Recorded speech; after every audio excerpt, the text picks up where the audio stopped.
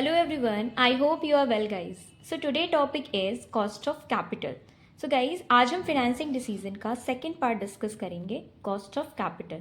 हमने last video में इसका फर्स्ट पार्ट डिस्कस किया था लेवरेजेस. ओके, तो आप मेरी प्रीवियस वीडियो में जाकर लेवरेजेस के डाउट्स इवन उसके काफ़ी सारे टॉपिक्स को आप देख सकते हो. ओके, तो आज हम कॉस्ट ऑफ कैपिटल को पढ़ेंगे. आज हम कॉस्ट ऑफ कैपिटल के डाउट्स को भी इस वीडियो में सॉल्व करेंगे. तो चलिए स्टार्ट करते हैं cost of capital. So guys, cost of capital is the return expected by the providers of capital, that is shareholder, lenders, debt holder to the business as a compensation for their contribution to the total capital. Okay? So guys, cost of capital क्या होता है? Cost of capital return होता है capital providers के. Okay?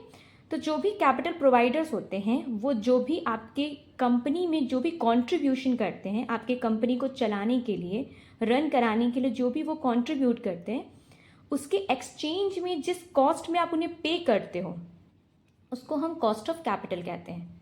समझ में आ गया? जैसे मान लो शेयर होल्डर्स हैं. शेयर होल्डर्स आपको आपकी कंपनी को चलाने के लिए 1 लाख रुपीज़ दे रहे हैं. ठीक है, वो 1 लाख रुपीज़ आपकी कंपनी में कॉन्ट्रीब्यूट कर रहे हैं. तो एज अ कंपनसेशन आप उनको क्या देते हो? आप अपनी कंपनी का शेयर दे देते हो. ठीक है, तो उसको हम क्या बोलेंगे? कॉस्ट ऑफ कैपिटल ही बोलेंगे. समझ में आ गया? ठीक है, लेंडर्स जो हैं वो आपके कंपनी को चलाने के लिए पैसे देते हैं. ठीक है, आप उनसे पैसे लेते हो, उधार लेते हो, बोरो करते हो मनी को, और उनके एक्सचेंज में आप उन्हें इंटरेस्ट पे करते हो. ठीक है, तो ये आपका क्या हो गया? कॉस्ट ऑफ कैपिटल ही हो गया. तो जो कैपिटल प्रोवाइडर्स होते हैं, जो भी आपके वो कंपनी में कंट्रीब्यूट करते हैं आपकी कंपनी को रन कराने के लिए, तो एज ए एक्सचेंज आप एज ए कंपनसेशन जो भी आप उन्हें पे करते हो वो कॉस्ट ऑफ कैपिटल में आता है. समझ में आ गया? So guys, cost of capital के 4 टाइप्स होते हैं: कॉस्ट ऑफ डेब्ट, cost of preference share, cost of equity and cost of retained earning. Okay, डेप्ट पे जो आप कॉस्ट पे करते हो उसे हम कॉस्ट ऑफ डेप्ट कहते हैं. आपने डेप्ट लिया, उस पे जो आप कॉस्ट पे कर रहे हो उसको कॉस्ट ऑफ डेप्ट कहेंगे. कॉस्ट ऑफ प्रेफरेंस शेयर पे जो आप कॉस्ट पे करते हो उसे कॉस्ट ऑफ प्रेफरेंस शेयर कहते हैं. इक्विटी पे जो आप करते हो cost of equity and cost of retain earnings. Okay, तो ये 4 टाइप्स होते हैं कॉस्ट ऑफ कैपिटल के. ओके, हम इसके कुछ एक्स्ट्रा पॉइंट्स को भी देखेंगे. Like cost of capital is also known as cut off rate. Cost of capital को हम कट ऑफ रेट भी कहते हैं, हर्डल रेट भी कहते हैं, and minimum rate of return भी कहते हैं. ठीक है, तो जो भी कैपिटल प्रोवाइडर्स होते हैं, जो भी हमें मनी देते हैं अपनी कंपनी को रन कराने के लिए, तो हमको मिनिमम रेट ऑफ रिटर्न पे जो उन्हें हम पे करते हैं उसे हम कॉस्ट ऑफ कैपिटल कहते हैं. इसीलिए इसका दूसरा नाम मिनिमम रेट ऑफ रिटर्न भी रखा गया है. Okay, and the point is, next point is, it is used as a benchmark for framing डेब्ट पॉलिसी ऑफ ए फर्म. हम इसको एज अ बेंचमार्क भी यूज़ करते हैं कॉस्ट ऑफ कैपिटल को. जब हम अपने फर्म की डेब्ट पॉलिसी फ्रेम करते हैं तब भी हम इसको यूज़ करते हैं एज अ बेंचमार्क. और जब हम कैपिटल बजटिंग डिसीजन लेते हैं कि हमें अपनी कंपनी की कैसे कैपिटल बजटिंग करना चाहिए, क्या क्या चीज़ें रखनी चाहिए, तो जब हम उनकी कैपिटल बजटिंग करते हैं तो भी हम इसे एज अ बेंचमार्क रखते हैं. ओके, तो आपको ये समझ में आ गया होगा कि कॉस्ट ऑफ कैपिटल क्या होता है एंड कॉस्ट ऑफ कैपिटल के टाइप्स क्या होते हैं. ठीक है, और हम इसे एज अ बेंचमार्क, मतलब ये बहुत ही इंपॉर्टेंट रोल प्ले करता है, और उसके डिफरेंट नेम्स क्या हैं. ठीक है, कि अगर मिनिमम रेट ऑफ रिटर्न भी कहा जा रहा है दैट मीन्स इसका मतलब है cost of capital. So guys, आपको कॉस्ट ऑफ कैपिटल समझ में आ गया होगा. अब हम इसके टाइप्स को डिस्कस करेंगे. ठीक है, तो first type is cost of डेब्ट. सो गाइस, हम कॉस्ट ऑफ डेब्ट को डिस्कस करेंगे. ठीक है, तो कॉस्ट ऑफ लॉन्ग टर्म डेब्ट. तो कॉस्ट ऑफ डेब्ट होता है क्या है, इसको हम केडी से रिप्रेजेंट करते हैं. तो कॉस्ट ऑफ डेब्ट क्या होता है कि आपने जो भी डेब्ट ली है, जो भी आपने मनी बोरो की है, ठीक है, उसके एक्सचेंज में आप जिस भी अमाउंट से पे कर रहे हो उसको हम कॉस्ट ऑफ डेब्ट कहते हैं. ठीक है, मान लीजिए आपने 1000 रुपये लिया किसी से. ठीक है, तो आप उसे कोई ना कोई इंटरेस्ट पे करोगे, कुछ ना कुछ इंटरेस्ट पे करोगे. ठीक है, तो जो भी अमाउंट ऑफ मनी आप पे कर रहे हो उस डेब्ट पे उसको हम कॉस्ट ऑफ डेब्ट कहते हैं. अब कॉस्ट ऑफ डेब्ट भी 2 टाइप्स के होते हैं: कॉस्ट ऑफ इरिडीमेबल डेब्ट एंड कॉस्ट ऑफ रिडीमेबल डेब्ट. अब कॉस्ट ऑफ रिडीमेबल और कॉस्ट ऑफ इरिडीमेबल डेब्ट क्या होता है हम देखते हैं. तो गाइस, कॉस्ट ऑफ रिडीमेबल डेब्ट वो होता है जब मैच्योरिटी डेट आती है. मान लीजिए आपने कोई मनी उधार ली है, ठीक है, कोई डेब्ट लिया है, तो किसी डेब्ट की एक मैच्योरिटी डेट भी होती है कि आपने 5 सालों के लिए मनी ली है, 10 सालों के लिए लिया है, या कितने सालों के लिए आपने मनी को उधार लिया है. ठीक है, तो जितने टाइम्स के लिए आपने उस डेब्ट को लिया है, तो जब उसकी जब लाइफ ख़त्म होती है, जब उसकी एंड लाइफ होती है, मान लीजिए आपने 5 सालों के लिए डेप्ट लिया है तो 5th ईयर्स में आप उस मनी को पे करोगे। तो रिडीमेबल डेप्ट में हम क्या करते हैं कि हम 5th ईयर्स में उस मनी के प्रिंसिपल अमाउंट को, जितना भी हमने मनी लिया उसको पे करते हैं, और ईयरली हम उसके इंटरेस्ट को भी पे करते हैं। ठीक है, तो हर बार हम उसे इंटरेस्ट को भी पे करते हैं और मैच्योरिटी डेट पे हम उसके प्रिंसिपल अमाउंट को भी पे कर देते हैं। ठीक है, ये होता है कॉस्ट ऑफ रिडीमेबल डेप्ट में। बट कॉस्ट ऑफ इरिडीमेबल डेप्ट में क्या होता है कि हम केवल हर बार इंटरेस्ट पे करते हैं, हम यहाँ पे प्रिंसिपल अमाउंट को पे नहीं करते हैं। समझ में आ रहा है? हम इसमें इरिडीमेबल डेप्ट में हम प्रिंसिपल अमाउंट को पे नहीं करते हैं, केवल हम उसको हर बार इंटरेस्ट को पे करते रहते हैं। ठीक है, तो यहाँ पे इसके डेफिनेशन में भी सेम चीज लिखी गई है कॉस्ट ऑफ इरिडीमेबल डेप्ट में कि the debentures which are not redeemed by the issuer of the debentures is known as the irredeemable debenture.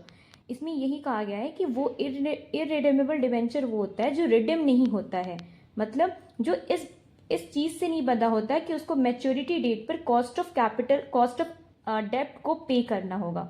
समझ में आ रहा है? इरिडीमेबल डिबेंचर वो होता है जो ये रिडीम नहीं, जो इस चीजों से नहीं बंधा होता है कि उसे मैच्योरिटी डेट पर कॉस्ट ऑफ डेप्ट को पे करना होगा, बल्कि ये क्या करता है, ये हर बार इंटरेस्ट को पे करता है। ठीक है, जैसे मैं मान लीजिए कि आपने किसी से 1000 रुपये उधार लिए, ठीक है, और आप उसके बदले हर बार 1000 का 100 रुपये पे करते जा रहे हो। आपने 1000 रुपये उधार लिए और हर बार आप 100 रुपये उसे पे कर रहे हो। ठीक है, तो आप क्या कर रहे हो कि हर बार उसे 100 रुपये पे कर रहे हो, और इस केस में आप उसे 1000 रुपये नहीं पे करोगे, बल्कि आप उसे हर बार 100 रुपये पे करके उसका 1000 रुपये पूरा करोगे। ठीक है, तो इरिडीमेबल डिबेंचर में यही होता है कि हम इंटरेस्ट पे करते हैं, हम कॉस्ट ऑफ डेप्ट को पे नहीं करते। और रिडीमेबल डिबेंचर में क्या होता है कि हम कॉस्ट ऑफ डेप्ट को भी पे करते हैं और इवन हम उसके इंटरेस्ट को भी हर बार पे करते हैं। ठीक है, तो चलिए इरिडीमेबल डिबेंचर्स हमने समझ लिया, अब हम इसके फॉर्मूलाज को पढ़ते हैं। ठीक है, तो इसका फॉर्मूला होता है KD, that means cost of irredeemable debenture को हम यहाँ पे केडी से रिप्रेजेंट कर रहे हैं। Okay, is equal to I 1 minus T upon NP.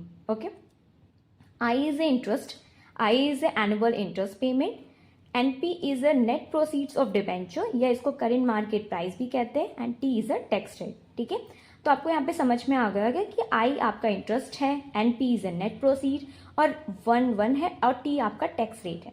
ठीक है, तो अगर आपकी कंपनी में टैक्स रेट लग रहा है तो यहाँ पे टैक्स वैल्यू को आप माइनस कर दोगे।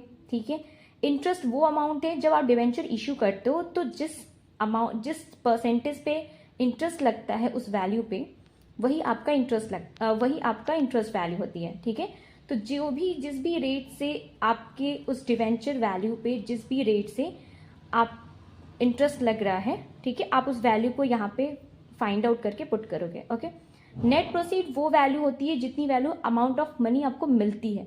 मान लीजिए आपने 100 रुपये का डिबेंचर इशू किया है 10% की रेट पर। ठीक है, तो आपके हाथ में जो आ रहा है वो 95 रुपीज़ आ रहा है, तो जो भी आपको इन हैंड 95 रुपीज़ मिल रहा है, ठीक है, उसी को हम नेट प्रोसीड्स बोलते हैं। ठीक है, टी टैक्स रेट है। तो गाइस यहाँ पे टैक्स रेट का यहाँ पे एक चीज़ भी है कि अगर इन केस किसी क्वेश्चन में टैक्स रेट नहीं गिवन है, ठीक है, तो यहाँ पे टी आपका 0 हो जाएगा।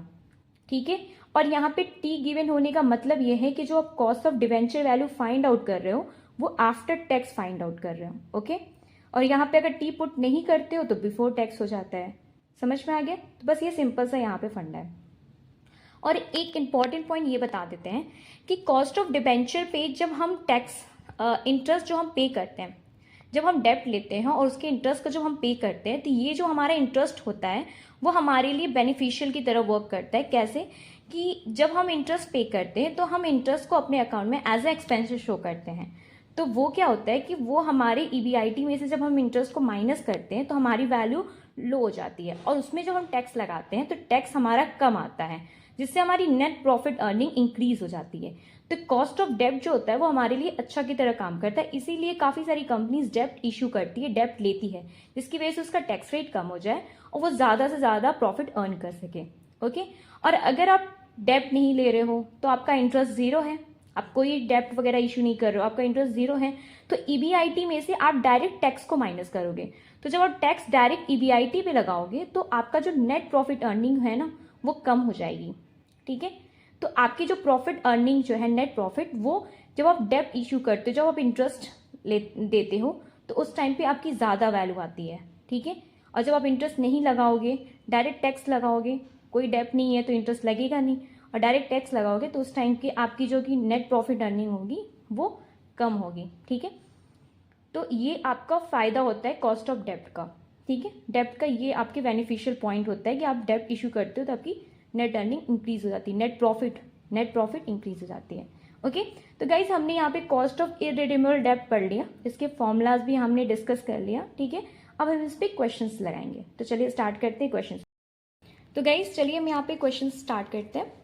So the question is, 5 years ago, Sona Limited issued 12% irredeemable debenture at 103 rupees at 3 rupees premium to their par value of 100 rupees. The current market price of this debenture is 94 rupees. If the company pays corporate tax at a rate of 35%, then calculate its current cost of debenture capital. So guys, यहाँ पे एक सोना limited company है, ठीक है। 5 साल पहले उसने 12% पे एक डिबेंचर इशू किया था। कौन सा डिबेंचर? इररिडीमेबल डिबेंचर इशू किया था, ओके, एट 103 रुपीज पे। क्यों? क्योंकि उसने 3 रुपीज प्रीमियम प्राइस ली थी, इसलिए। टू देयर पार वैल्यू, उस डिबेंचर की फेस वैल्यू क्या थी? 100 रुपीज थी। उस डिबेंचर की करेंट मार्केट प्राइस की थी क्या थी? 94 रुपीज। और कंपनी जो है वो कितने परसेंटेज टैक्स पे कर रही है? 35% टैक्स पे कर रही है। तो हमें इस केस में करेंट कॉस्ट निकालना है उस डिबेंचर कैपिटल का, ठीक है। तो ये एक्चुअली सोना लिमिटेड ने 5 इयर्स पहले इस डिबेंचर को इशू किया था, ठीक है। तो हमें अभी का करेंट कॉस्ट निकालना है इस डिबेंचर कैपिटल की। तो चलिए फाइंड आउट करते हैं। पहले हम इस क्वेश्चन को अच्छे से समझ लेते हैं। इसमें आप देख रहे होंगे कि 3 रुपीज प्रीमियम प्राइस है। तो गाइस प्रीमियम प्राइस क्या होता है? इस केस में प्रीमियम प्राइस की जरूरत क्या है, हम वो समझते हैं। देखो समझो, जब भी आप डेब्ट लेते हो तो डेब्ट इशू 2 केसेस में होता है, या तो डिस्काउंटेड में होता है या तो प्रीमियम प्राइस में होता है। याद रखना, जब भी आप डेब्ट इशू करते हो तो 2 चीज़ों में होता है, या तो आप डिस्काउंटेड प्राइस में डेब्ट लेते हो या तो प्रीमियम में लेते हो। जब आप प्रीमियम प्राइस में डेब्ट लेते हो तो उस केस में आपकी जो डिवेंचर वैल्यू होती है, जो आपके वैल्यू होती है, वो इंक्रीज होकर ऐड ऑन होकर आती है। तो जितने रुपये का आप प्रीमियम प्राइस ले रहे हो उतना रुपीज आपको उसमें ऐड ऑन करके मिलेगा, ठीक है। और अगर आप डिस्काउंटेड प्राइस में ले रहे हो तो उतना रिड्यूस करके मिलेगा। मान लो कि यहाँ पे जैसे कि 100 रुपीज पे डिबेंचर इशू हो रहा है, ठीक है। तो प्रीमियम प्राइस कितनी है? 3 रुपए है। तो सोना लिमिटेड को कितने का मिल रहा है ये डिबेंचर? 103 रुपीज का डिबेंचर मिल रहा है। कैसे? क्योंकि देखो डिबेंचर की फेस वैल्यू 100 रुपीज है, प्रीमियम प्राइस 3 रुपए है, तो इसीलिए 100 रुपीज में 3 रुपीज ऐड हो गया, तो कितना हो गया? 103 रुपीज। तो इररिडीमेबल डिबेंचर जो सोना लिमिटेड को मिल रहा है वो कितने का मिल रहा है? 103 रुपीज। तो वही मैं बोल रही थी कि जब प्रीमियम प्राइस होता है तो उस फेस वैल्यू ऑफ डिबेंचर पे वो वैल्यू ऐड हो जाती है, ठीक है। प्रीमियम केस में, प्रीमियम प्राइस में क्या होता है कि फेस वैल्यू में वो वैल्यू ऐड हो जाती है, और जब आप डिस्काउंटेड की बात करते हो तो वो रिड्यूस हो जाती है। अगर यहाँ पे ये लिखा रहता कि at 3 rupees discounted to their par value, तो हम इसमें 3 रुपीज को माइनस कर देते तो हमारी 97 रुपीज वैल्यू हो जाती। समझ में आ गया? तो यहाँ पे 103 पे क्या लिखा रहता? 97 लिखा रहता, ठीक है। तो वो कब होगा? डिस्काउंटेड के केस में होगा। यहाँ पे प्रीमियम है इसलिए इस पे ये वैल्यू ऐड हो गई है, ठीक है। ये समझ में आ गया होगा। उस डिवेंचर पे कितने रेट का इंटरेस्ट लग रहा है? 12% पे 12% का रेट ऑफ इंटरेस्ट लग रहा है, ठीक है। और उस डिबेंचर 5 साल पहले ली गई थी, तो 5 साल पहले ली गई थी तब उसकी वैल्यू 103 पे लिया गया था। अभी उसकी करेंट मार्केट प्राइस क्या है? 94 रुपीज है, ठीक है। कंपनी कितना टैक्स पे कर रही है? 35% पे कर रही है। हमें current cost of debenture capital निकालना है। तो चलिए स्टार्ट करते हैं। फॉर्मूला आप जानते ही हो, अभी आपने पढ़ा है, I/NP 1 - T, ठीक है। I क्या है? आपकी इंटरेस्ट वैल्यू है। तो गाइस इंटरेस्ट वैल्यू तो आपको पता नहीं है, क्योंकि यहाँ पे आपको वैल्यू, इंटरेस्ट वैल्यू कोई पर्टिकुलर दी नहीं हो, तो हम यहाँ पे फाइंड आउट करेंगे। आपको तो पता है कि डिबेंचर की फेस वैल्यू कितनी है? 100 रुपीज है। डिबेंचर की फेस वैल्यू कितनी है? 100 रुपीज है, क्योंकि 100 रुपीज पे वो डिबेंचर इशू हो रहा है। कितने परसेंटेज का हमें रेट देना पड़ रहा है? 12% का हमें रेट पे करना पड़ रहा है। तो हम इस पे इंटरेस्ट निकाल लेंगे। 12% ऑफ 100 करेंगे, ठीक है। तो 12/100 इंटू 100 कैंसिल हो जाएगा, तो आपकी वैल्यू आ जाएगी 12 रुपीज। तो अब उस 100 रुपीज़ के डिवेंचर पे आप कितना इंटरेस्ट पे कर रहे हो? 12 रुपीज़। ओके, तो आई की वैल्यू हो गई 12 रुपीज़। अब हम पुट कर देंगे, आई की प्लेस पे हम 12 पुट करेंगे। ठीक है, 1 माइनस टी होता है, टी आपको गिवन नहीं है, गिवन है, हाँ टी आपके क्वेश्चन में गिवन है, कितना है? 35%। तो टी 35% है, तो परसेंटेज जो आप सॉल्व करोगे तो 0.35 आ जाएगा। इस 0.35 को पुट कर दो, तो 1 माइनस 0.35 हो गया। अब ये एनपी क्या है? एनपी को हम नेट प्रोसीड भी बोलते हैं और करेंट मार्केट प्राइस भी बोलते हैं। तो इस क्वेश्चन में आपका करेंट मार्केट प्राइस गिवन है। ठीक है, तो कितना है? 94 रुपीज़। ठीक है, तो हम इसको 94 रुपीज़ यहाँ पे पुट कर देंगे। इसको सॉल्व करेंगे तो हमारे पास वैल्यू आ जाएगी 0.08297। ठीक है, इसकी जब परसेंटेज वैल्यू निकालेंगे तो हम 100 से मल्टीप्लाई कर देंगे। तो 100 से मल्टीप्लाई करने के बाद हमारी जो राउंड ऑफ वैल्यू आ जाएगी वो 88.3% हो जाएगा। ठीक है, कितना हो जाएगा? 8.3%। तो इस केस में हमने कॉस्ट ऑफ डिवेंचर कैपिटल निकाल लिया कि cost of debenture, current cost of debenture capital कितना है? 8.3% है। ठीक है, दैट मीन्स इस क्वेश्चन में जो सोना लिमिटेड है वो 8.3% से वो इंटरेस्ट पे करेगी, क्योंकि करेंट कॉस्ट कितना है? 8.3%। समझ में आ गया? तो आई होप ये क्वेश्चन आपको क्लियर हो चुका होगा। अब हमने इररिडीमेबल डिवेंचर पे क्वेश्चन सॉल्व कर लिया, अब हम रिडीमेबल डिवेंचर पे मूव ऑन करेंगे। तो चलिए स्टार्ट करते हैं गाइज। तो कॉस्ट ऑफ रिडीमेबल डिवेंचर हमें स्टार्ट करते हैं। तो कॉस्ट ऑफ रिडीमेबल डिवेंचर क्या है? हमने पढ़ा है कि रिडीमेबल डिवेंचर वो होता है जब मैच्योरिटी डेट पे वो कॉस्ट ऑफ डेप्ट को भी पे करेगा और साथ ही साथ वो हर बार इंटरेस्ट को भी पे करेगा। तो इस केस में वो इंटरेस्ट भी पे करता है और साथ ही साथ कॉस्ट ऑफ डेप्ट को भी पूरा पे करता है मैच्योरिटी डेट पे। ठीक है, इसको निकालने का फॉर्मूला क्या होता है? KD is equal to I 1 minus T plus RV minus NP upon N whole divided by RV plus NP upon 2। ठीक है, इस फॉर्मूले को अच्छे से याद कर लीजिएगा। ठीक है, आई क्या है? आपका इंटरेस्ट पेमेंट है। टी क्या है? टैक्स रेट है। RV क्या है? RV is a redemption value. क्या है? रिडेम्पशन वैल्यू ऑफ डिबेंचर है। ठीक है, डिबेंचर की रिडेम वैल्यू है। NP आपने अभी लास्ट में पढ़ा ही है। NP क्या होता है? नेट प्रोसीड या करेंट मार्केट प्राइस होता है। यहाँ पे N आपको भी पुट करना है। N क्या है? आपका जो डेप्ट लाइफ है कि कितने सालों के लिए वो डिबेंचर लाइफ चल रही है, तो रिमेनिंग लाइफ ऑफ डिबेंचर। ठीक है, same case RV redemption value, NP आपका नेट प्रोसीड और डिवाइड कर दोगे 2 से। ठीक है, तो आपको फॉर्मूला समझ में आ गया होगा कि फॉर्मूला क्या है। ठीक है, अब हम इसके क्वेश्चन पे चलेंगे। तो क्वेश्चन में क्या लिखा है? A company issue 10,000। ठीक है, 10,000 इशू कर रही है कंपनी, 10,000 डिबेंचर इशू कर रही है। ठीक है, 10%। तो आपको फॉर्मूला समझ में आ गया होगा कि फॉर्मूला क्या है। ठीक है, अब हम इसके क्वेश्चन पे चलेंगे। तो क्वेश्चन में क्या लिखा है? A company issue 10,000। ठीक है, 10,000 इशू कर रही है कंपनी, 10,000 डिबेंचर इशू कर रही है। ठीक है, 10% डिबेंचर ऑफ 100 रुपीज ईच। 10% की रेट पर डिबेंचर जो है वो 100 रुपीज का है। मतलब देखो, a company issue 10,000, 10% debenture of 100 rupees each at a premium of 10%। ठीक है, on 1st April 2023 to be matured on 1st April 2028. The debenture will be redeemed on maturity. Compute the cost of debenture assuming 35% as a tax rate. ठीक है, इस question में कहा क्या जा रहा है कि कंपनी जो है वो 10,000 डिबेंचर इशू करती है। ठीक है, एक डिबेंचर 100 रुपीज का है, मतलब डिबेंचर की फेस वैल्यू क्या है? 100 रुपीज है। ठीक है, उस पर कितने का इंटरेस्ट लग रहा है? कितने परसेंट का? 10% का इंटरेस्ट लग रहा है।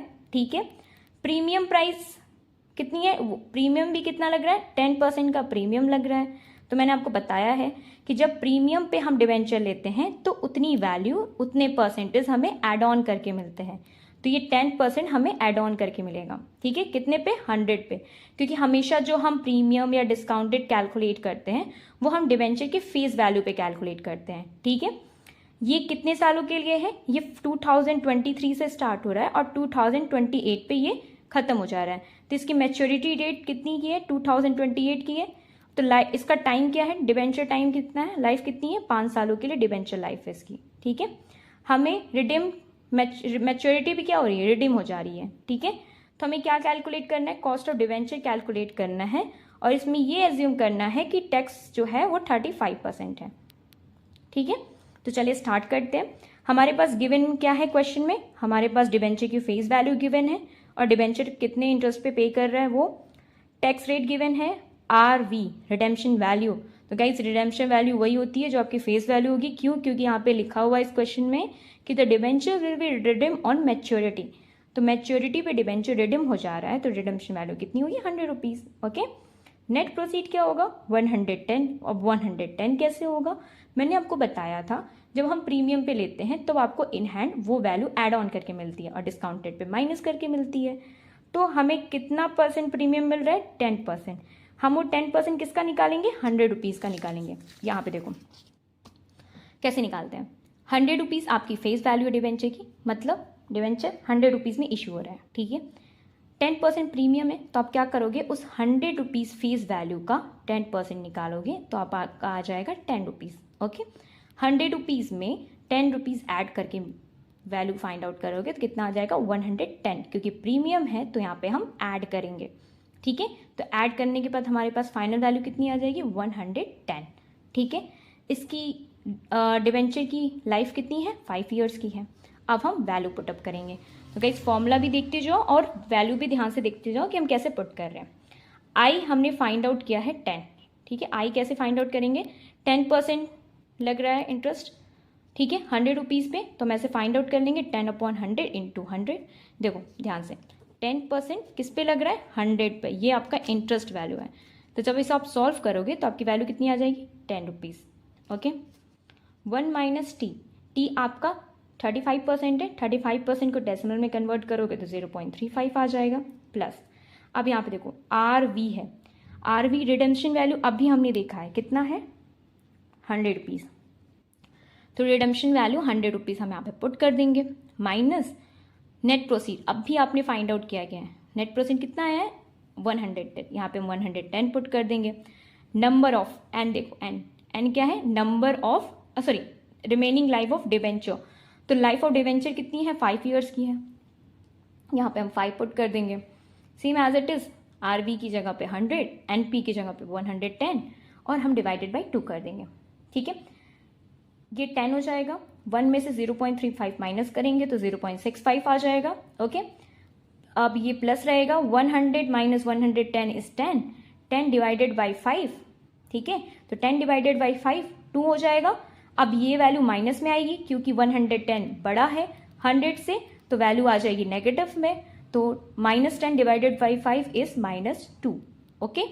जब आप इसे मल्टीप्लाई करोगे, इसको इससे मल्टीप्लाई करोगे तो 6.5 आ जाएगा, तो 6.5 में से 2 को माइनस करोगे तो 4.5 रुपीज़ आ जाएगी, और उसको डिवाइड कर दोगे 105 रुपीज़ से। 105 कैसे आया है, जब आप इसे सॉल्व करोगे ना, 100 plus 110 is 210 and 210 divided by 2 is 105, ठीक है।